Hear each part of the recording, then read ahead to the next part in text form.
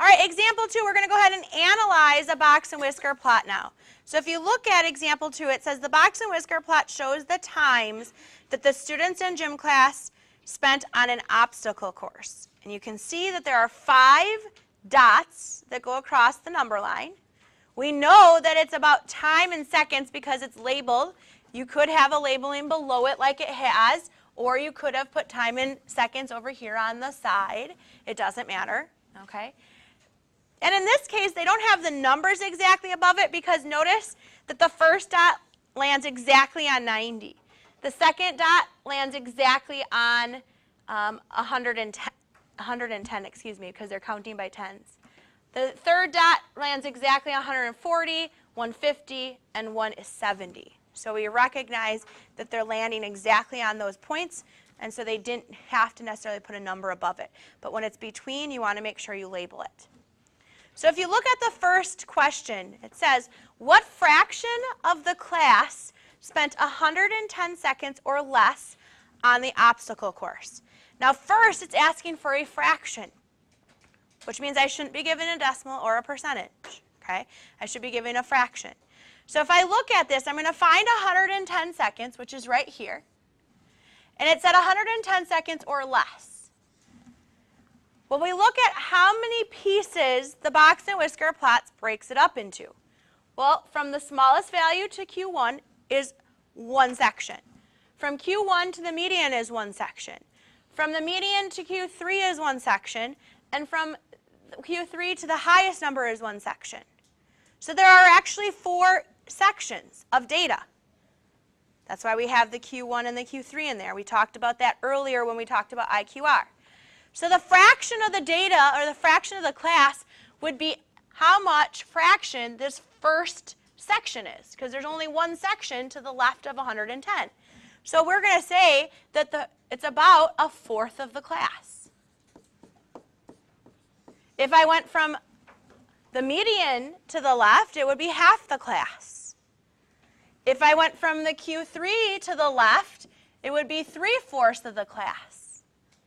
If I went all the way to the highest number and to the left, it would be the entire class, which would be 1, which would be the fraction. 100% is 1. Okay?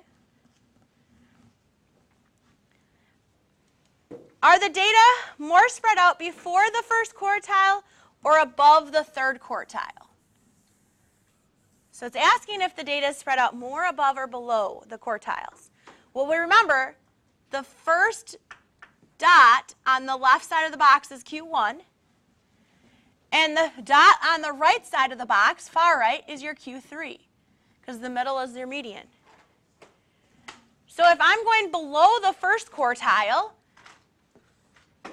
the length of this line would be from 90 to 110, which is a length of 20. Above the third quartile would be from 150 up to 170.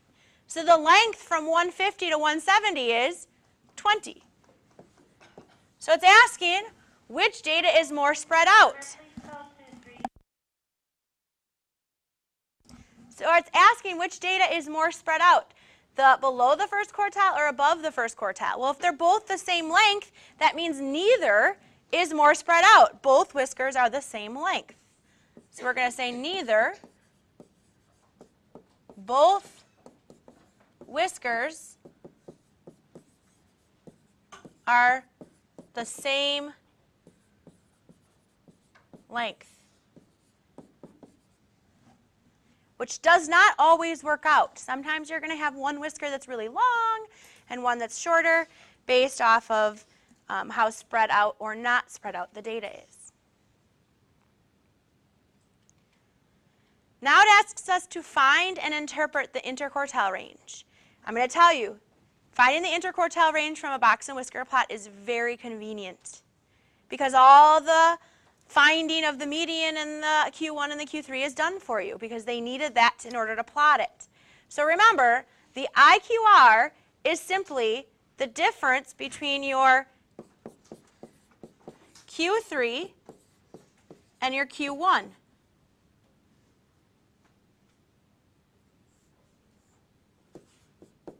So Q3 minus Q1. So if I look at my box and whisker plot here, Q3 is 150 minus Q1, which is 110. And when I subtract 150 and 110 from 150, I get 40. So I now know my IQR is 40. And I need to interpret that. The middle half of the data varies no more than 40 seconds.